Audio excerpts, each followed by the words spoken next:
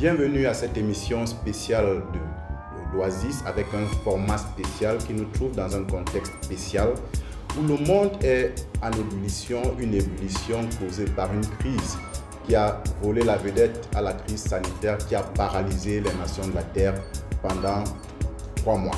La crise, c'est une crise sociale qui a fait suite au meurtre d'un noir aux États-Unis, George Floyd, à l'issue duquel dans plusieurs nations du monde se sont levées pour réclamer beaucoup plus de considération et beaucoup moins d'injustice à l'égard de la race noire. Le chrétien ne peut rester indifférent face à cette actualité et nous avons pensé organiser cette émission spéciale pour dire qu'est-ce que la Bible dit sur ce sujet et quelle est la pensée de Dieu à ce propos. Je voudrais d'entrée de jeu adresser tous mes encouragements à tous les hommes de toutes les races, de toutes les tribus, de toutes les nations qui souffrent quelque injustice que ce soit à cause de leur statut, à cause de leur race, à cause de leur classe sociale, qui connaissent des blessures intérieures suite à cette situation. Je voudrais vous dire, tenez ferme et je voudrais vous dire, Jésus-Christ vous aime, chacun d'entre vous, d'un amour spécial. C'est Jésus qui vous a créé. Et Jésus a créé chacun de nous à la perfection. Le psalmiste David a dit qu'il loue Dieu parce qu'il est une créature merveilleuse. Et ce n'est pas que lui qui est une créature merveilleuse. Je voudrais te dire, toi, téléspectateur, permets-moi de te tutoyer. Tu es une créature merveilleuse de Dieu. Et quelles que soient les circonstances que tu traverses, quelles que soient les conditions dans lesquelles tu te trouves, où les hommes pourraient ne pas reconnaître ta valeur, la richesse que Dieu a mise en toi, je voudrais te dire, ne perds pas courage. Dieu sait ce qu'il a mis en toi et le jour vient où il produira l'éclosion de ce potentiel. Tiens ferme. Le chrétien, comment devrait-il aborder cette question? Je voudrais dire, il ne devrait pas l'aborder avec la même perspective que le reste du monde. La Bible nous dit dans le livre de Matthieu chapitre 7, verset 3, « Pourquoi vois-tu la paille qui est dans l'œil de ton frère et n'aperçois-tu pas la poutre qui est dans ton œil ?» Le chrétien ne devrait pas aborder cette question relative aux discriminations, aux ségrégations raciales avec un regard de condamnation, mais devrait plutôt se demander, pendant que j'aperçois la paille qui est dans l'œil de l'autre, est-ce que je n'ai pas une poutre dans mon œil? C'est l'attitude que Jésus-Christ nous recommande face à ce type d'événement, de contexte dans lequel une certaine catégorie de personnes ou certains hommes sont condamnés. Il y a un pasteur qui avait coutume de dire, lorsque tu pointes un doigt pour accuser un homme, il y a 3 doigts qui sont tournés vers toi et qui sont susceptibles de t'accuser. Et il y a un doigt qui est tourné vers Dieu et qui est susceptible d'accuser Dieu. Je voudrais donc t'encourager, cher chrétien, à ne pas aborder cette actualité dans une attitude d'accusation de tel ou de tel autre groupe de personnes, mais plutôt de te demander quel est le message que Dieu serait en train de t'adresser dans cette situation, parce que l'actualité que nous vivons contient un message de Dieu qui vise à nous enseigner, qui vise à nous redresser, à nous corriger ou à nous encourager. Je voudrais dire plusieurs aspirations au changement demeurent stériles parce que ceux qui aspirent espèrent toujours que le changement vienne de l'autre. Le chrétien qui prône le changement devrait se rassurer d'être le premier à changer. Que suis-je en train de dire? Les ségrégations, les discriminations qui sont condamnées aujourd'hui à travers le monde sont bel et bien susceptibles de se retrouver dans l'Église. Elles sont bel et bien susceptibles de se retrouver dans la vie du chrétien. Lorsque l'on retrouve un chrétien qui donne plus d'importance à un message d'enseignement ou un message prophétique parce qu'il est proclamé par quelqu'un qui vient de telle nation ou par quelqu'un d'une telle race, il est aussi en train de pratiquer une sorte d'injustice vis-à-vis des autres prédicateurs qui sont d'une autre race moins considérée de sa part. Lorsque un chrétien est prompt à attribuer un miracle à la sorcellerie parce qu'il est pratiqué par quelqu'un d'une telle nation, parce qu'il est pratiqué par quelqu'un d'une telle race, il est pour sa part aussi en train de pratiquer une injustice. Si je n'admets dans mon entourage restreint que des personnes d'un certain groupe ethnique, en tant que chrétien, ne suis-je pas en train de pratiquer de l'injustice vis-à-vis des autres que Dieu aurait peut-être équipés pour être des conseillers à mon égard? Il existe aussi des discriminations d'ordre communautaire, des chrétiens qui donnent plus d'importance aux frères en Christ, qui sont de leurs églises, qui sont de leur dénomination, plus qu'à d'autres, et qui estiment même que ceux qui sont véritablement sauvés sont ceux qui appartiennent à leurs églises, sont ceux qui sont disciples de leurs pasteurs. C'est une forme de ségrégation, c'est une forme de discrimination, c'est une forme d'injustice. Et je voudrais interpeller chaque chrétien, pendant que le monde passe par cette actualité, à se demander, n'y a-t-il pas une poutre dans mon œil pendant que je suis en train de pointer le doigt accusateur vis-à-vis de l'autre qui n'aurait qu'une paille dans son œil?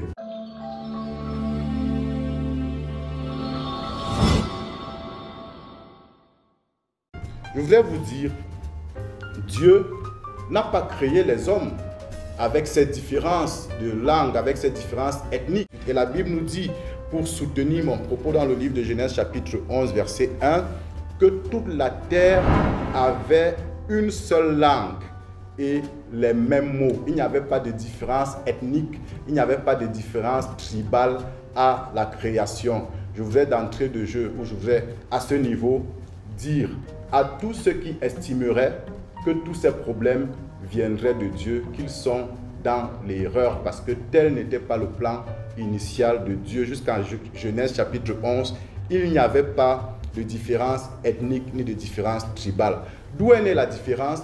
La différence est née de la désobéissance de l'homme qui avait refusé d'aller occuper la totalité de la terre telle que Dieu l'avait exigé à Adam. Adam, il avait dit à Adam, remplissez la terre et assujettissez-la. Et chers chrétiens ou chers téléspectateurs, toi qui m'écoutes, aucun de tes problèmes ne vient de Dieu. Dieu n'est pas initiateur des problèmes. Dieu n'est pas initiateur des troubles.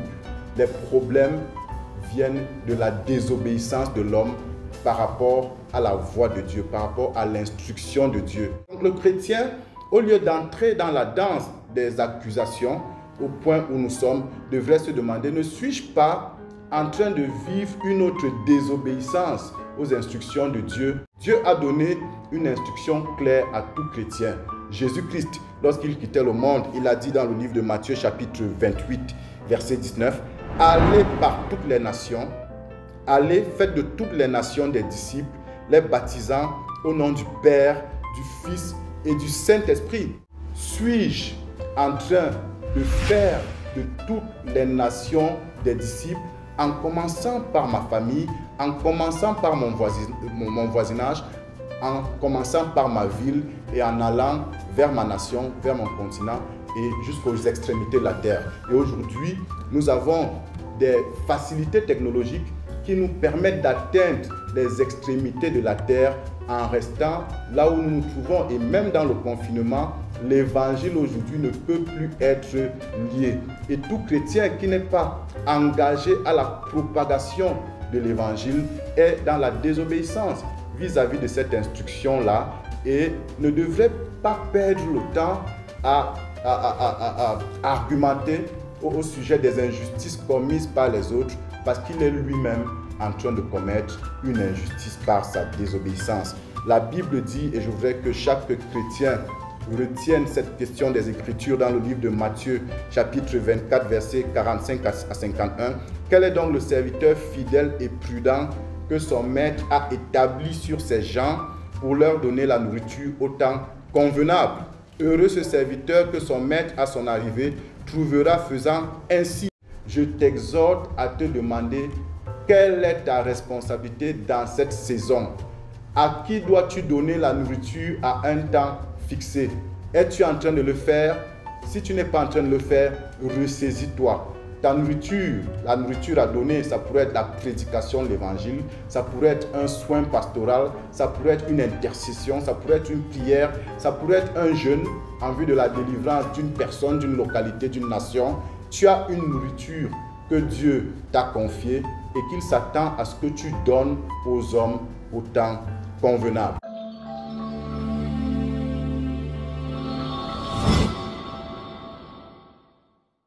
Chers téléspectateurs, chers internautes, nous allons poursuivre le partage de ce jour qui, je l'espère, est édifiant pour vous.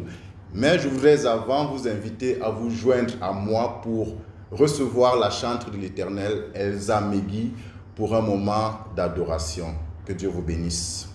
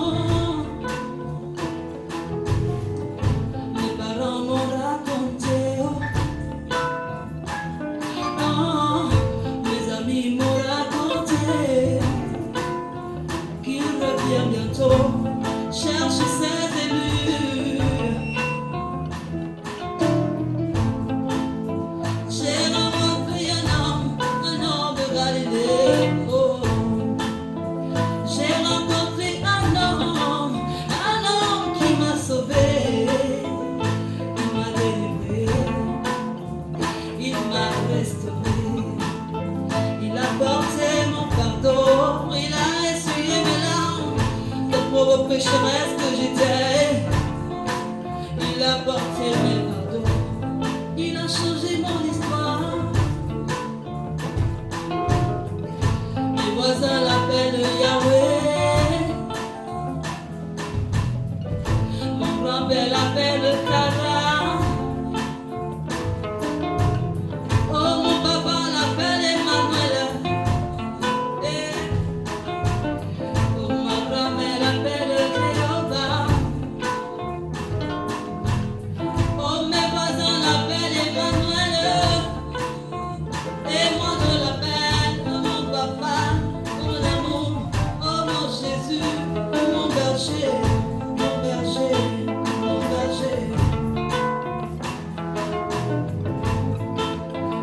je ne sais pas, dis-moi seulement c'est qui Jésus.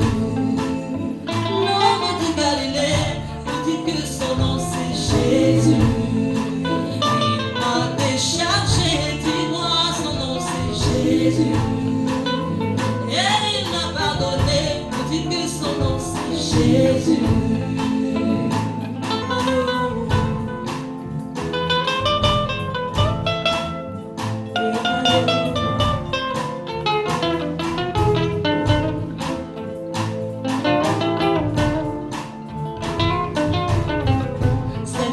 Qui sait me comprendre, c'est lui seul qui sait me supporter, c'est lui mon ami fidèle et tendre, c'est mon Jésus, mon papa, mon amour, oh mon berger, ma lumière, oh mon compagnon de vie, oh ma lumière, consolateur.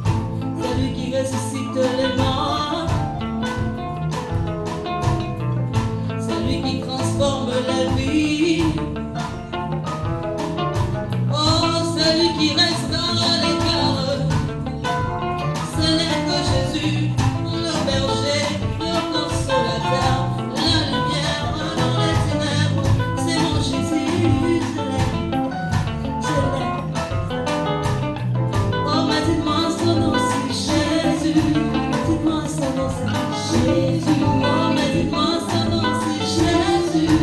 Dis-moi son nom, c'est Jésus. Celui qui pardonne les péchés, son nom, c'est Jésus. Son nom, c'est qui Jésus. Oh, mais dis-moi son nom, c'est Jésus.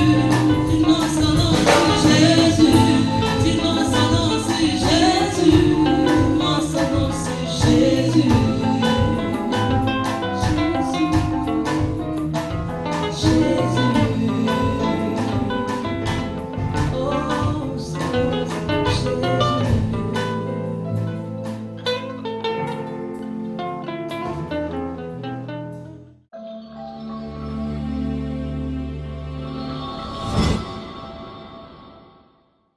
Merci Elsa Megui pour cette magnifique chanson qui recentre le débat sur la personne de Jésus-Christ. Parce que Jésus-Christ est la solution à tous les problèmes de l'humanité. Et il est la solution que Dieu a donnée aux hommes pour ce problème spécifique qu'est l'injustice entre hommes. La Bible nous dit dans le livre d'Éphésiens chapitre 2 versets 11 à 16, « C'est pourquoi vous autrefois païens dans la chair, appelés incirconcis par ceux qu'on appelle circoncis et qui le sont en la chair par la main de l'homme, souvenez-vous que vous étiez en ce temps-là sans Christ, privés du droit de cité en Israël, étrangers aux alliances de la promesse, sans espérance et sans Dieu dans le monde. Mais maintenant, en Jésus-Christ, vous qui étiez jadis éloignés, vous avez été rapprochés par le sang de Christ, car il est notre Père, lui qui des deux n'en a fait qu'un et qui a renversé le mur de la séparation, l'inimitié ayant anéanti par sa chair la loi des ordonnances dans cette prescription. Ce qu'il faut dire, c'est que la loi en Israël à l'époque, dans une certaine mesure, légitimait des ségrégations, légitimait des différences au sein du peuple d'Israël et même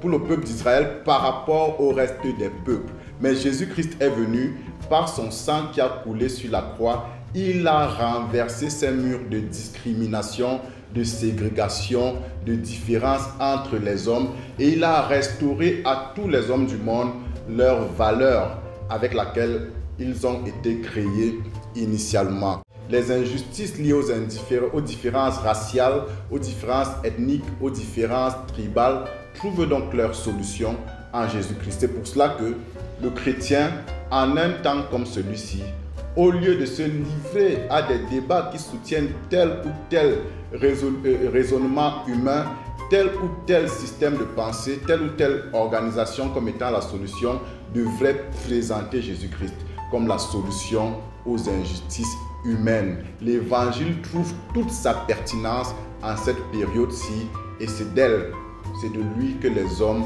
ont besoin. Pour revenir à notre sujet d'actualité, quelle est la position de Dieu par rapport à toutes ces discriminations? Je vais commencer à rappeler l'exemple de l'apôtre Pierre qui avait reçu pour instruction d'aller prêcher l'évangile à des païens. Et il a résisté à cette instruction parce que culturellement, les Juifs considéraient qu'ils étaient une race pure, une race supérieure qui ne devait pas avoir des liens avec les autres. Et Dieu lui a dit, ce que Dieu a déclaré pur, ne le considère pas comme étant impur. Quelle est donc la position de Dieu? Il n'y a aucune race, il n'y a aucune tribu que Dieu considère comme impure. Il n'y a aucune race, il n'y a aucune tribu que Dieu considère comme étant inférieure à une autre et que les autres devraient mépriser et que les autres devraient mettre de côté. Cette position, elle est scripturaire, elle est claire. Dieu s'est révélé aux hommes à travers le peuple d'Israël, mais à travers cet exemple de l'apôtre Pierre, il est en train de dire, cette révélation à travers ce peuple choisi ne signifie pas que les autres peuples, les autres nations doivent être méprisées. Et Paul a dit, Pierre a dit dans Actes chapitre 10, verset 34, alors Pierre, ouvrant la bouche, dit, en vérité, je reconnais que Dieu ne fait point exception de personne. Quiconque dans l'Église fait exception de personnes sur des bases raciales, sur des bases tribales, sur des bases communautaires, est en dehors de la volonté de Dieu, en dehors de la pensée de Dieu, parce que Dieu ne fait point exception de personne.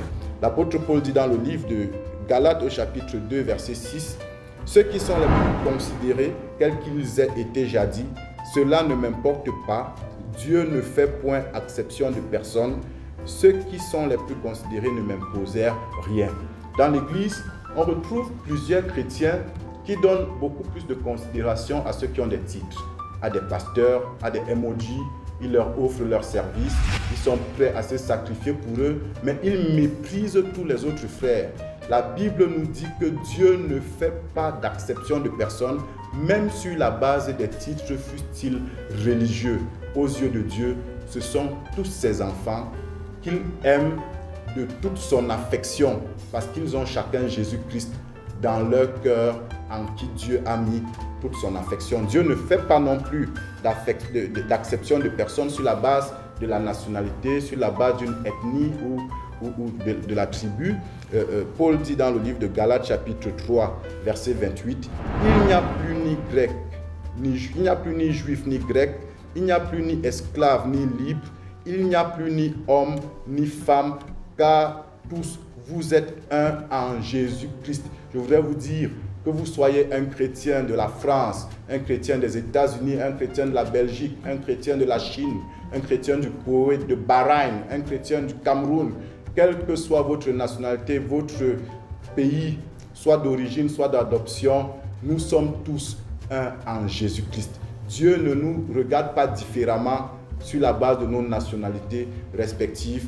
De la même manière, ne nous regardons pas différemment sur la base de nos origines, de nos nationalités. L'apôtre Paul insiste là-dessus dans Colossiens chapitre 3, verset 11, en disant « Il n'y a ni grec, ni juif, ni circoncis, ni incirconcis, ni barbare, ni scythe, ni esclave, ni libre, mais Christ est tout et en tous. » Considérer un frère comme m'étant inférieur parce que je serais d'une race supérieure, d'une tribu supérieure, c'est considérer que ce que je possède me vient de moi-même ou me vient des ancêtres. Mais l'apôtre Paul dit c'est Christ qui est tout et en tous. Tout ce que j'ai me vient de Christ. L'intelligence que j'ai me vient de Christ. Mes possessions me viennent de Christ. Je n'ai donc pas sujet de me glorifier vis-à-vis de quelqu'un d'autre qui est aussi doté de biens, de possessions, de richesses intérieures et extérieures que moi, je n'ai pas du tout. Donc, il existe bien des différences que je n'encourage pas les chrétiens à ignorer parce qu'elles sont réelles, mais nous devons plutôt les considérer comme des richesses. Et là où elles se dressent en barrière, nous devons les transcender. Et parfois, ça pourrait exiger de supporter quelques injustices. La Bible dit dans 1 Corinthiens chapitre 6, verset 7, « C'est déjà certes un défaut chez vous, que d'avoir des procès les uns avec les autres. Pourquoi ne souffrez-vous pas plutôt quelques injustices? Pourquoi ne vous laissez pas plutôt dépouiller? » Écoutez, chers frères, les injustices du passé ne sauraient justifier les plaintes présentes et à venir. Les blessures, les difficultés, les souffrances du passé, fussent-elles imposées par des hommes d'une tribu, d'une race, ne sauraient justifier une défaillance actuelle ou à venir. Je voudrais vous rappeler que le peuple d'Israël a été esclave de l'Égypte pendant 400 ans. Et aujourd'hui, le peuple d'Israël n'est pas limité dans son influence, que ce soit intellectuelle, que ce soit financière, que ce soit militaire, par ce passé d'esclavage. Chacun a une richesse que Dieu a mise en lui et doit être conscient de cette richesse et la remettre en retour à Dieu, la consacrer en retour à Dieu afin que Dieu fructifie cette richesse-là, afin que Dieu la rende beaucoup plus abondante que ce qu'elle est aujourd'hui. Toi, téléspectateur qui me regarde en ce jour, je voudrais que tu saches que tu es un homme rempli de potentiel. Tu es un homme que Dieu a pris le soin de façonner. Tu es un homme en qui Dieu a placé un trésor. Il faut que tu en sois conscient et que tu lui consacres ce trésor afin qu'il le fructifie, pour que tu en jouisses pleinement et que tous ceux qui entrent en contact avec toi en jouissent. Et parfois, dans le processus qui vise à fructifier ce potentiel que tu as en toi, il arrive que tu subisses des injustices. Ça contribue à t'émonder, ça contribue à te rendre plus fructueux. Pour terminer cette émission spéciale, je voudrais vous dire, chers chrétiens, nous ne sommes d'aucune tribu de cette terre. Nous ne sommes d'aucun village de cette terre. Nous ne sommes d'aucune nation de cette terre. Nous sommes tous des ambassadeurs du royaume des cieux dans ce monde. Le chrétien est un ambassadeur, quel que soit là où il se trouve. Cher chrétien, tu es un ambassadeur au Cameroun, même si tu es camerounais. Tu es un ambassadeur à Yaoundé, même si tu es de Yaoundé. Tu es un ambassadeur à Bafoussam, même si tu es de Bafoussam.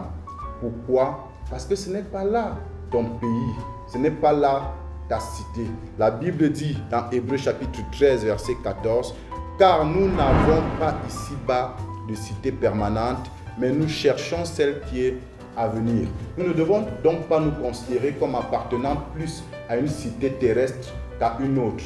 L'apôtre Pierre dit dans le livre de 1 Pierre, chapitre 1, verset 17, « Et si vous invoquez comme Père celui qui juge selon l'œuvre de chacun, sans acception de personne, conduisez-vous avec crainte pendant le temps de votre pèlerinage. » Si vous invoquez Dieu comme Père, sachez que Dieu juge les hommes sans exception. Il juge sans exception de personne. Il ne juge pas un homme sur la base de son appartenance raciale ou tribale. De la même manière, dans vos rapports avec les hommes des autres tribus, des autres langues, des autres ethnies, des autres nations, sachez que vous appartenez à celui qui ne fait point exception de personne. Comportez-vous donc avec crainte vis-à-vis d'eux, avec la crainte de Dieu dans vos cœurs pendant le temps de votre pèlerinage. N'oublions jamais que nous sommes en pèlerinage sur la terre, notre véritable nation étant céleste.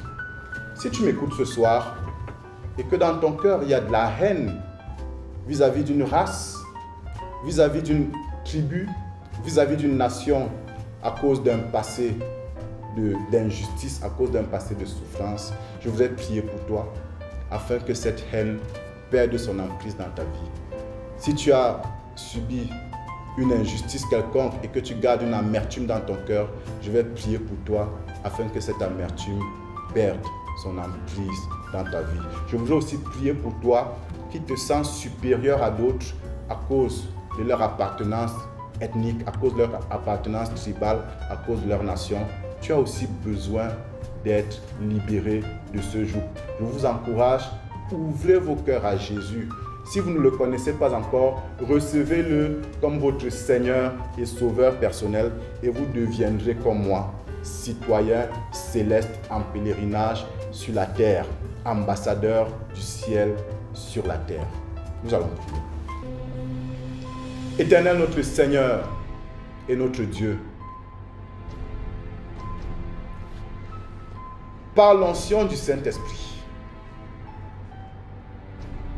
je prie que tu apportes ta consolation au cœur brisé, au cœur chagriné, au cœur dans la douleur, à cause d'une injustice quelconque, liée à leur situation sociale, à leur origine ethnique, tribale, à leur groupe racial. Je prie, Seigneur, que par le Saint-Esprit, tu apportes ta consolation, que tu apportes la guérison par rapport à cette blessure.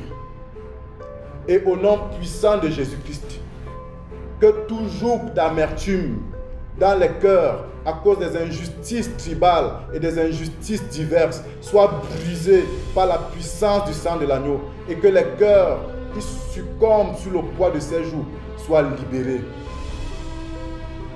Je prie au nom puissant de Jésus-Christ. Que tu accordes la révélation de ce que tu ne fais point exception de personne. Et tu attends que ceux qui t'appartiennent fassent de même. Seigneur Jésus, attire à toi ceux qui ne te connaissent pas encore et brise le joug du péché dans leur vie. Au nom de Jésus-Christ.